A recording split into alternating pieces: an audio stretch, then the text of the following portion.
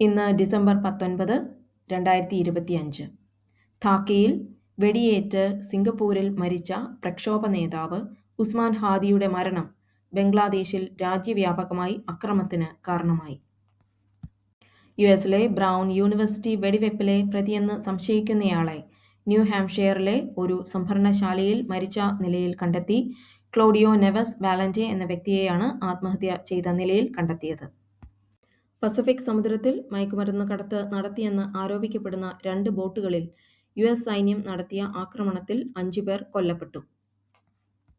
വെനസ്വേലയിലേക്ക് പ്രവേശിക്കുകയും പുറത്തേക്ക് പോകുകയും ചെയ്യുന്ന എല്ലാ യുഎസ് അനുമതിയുള്ള എണ്ണ ടാങ്കറുകളും ഉപരോധിക്കാൻ യുഎസ് പ്രസിഡന്റ് ഡൊണാൾഡ് ട്രംപ് ഉത്തരവിട്ടു. തായ്വാന് $11 ബില്യൺ ആയുധ പാക്കേജ് യുഎസ് പ്രഖ്യാപിച്ചു. നാറ്റോ റഷ്യയ്ക്ക് മുന്നറിയിപ്പ് നൽകി.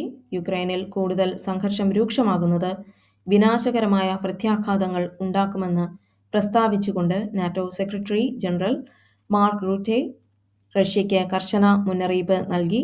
രാജ്യത്തിന്റെ പ്രതിരോധവും പ്രതിരോധശേഷിയും ശക്തിപ്പെടുത്തുന്നതിന് സൈനിക, സാമ്പത്തിക, രാഷ്ട്രീയ പിന്തുണ സംയോജിപ്പിച്ച് യുക്രൈന് 3-ലെയർ സുരക്ഷാ ഗ്യാരണ്ടി അദ്ദേഹം പുറത്തിറക്കി.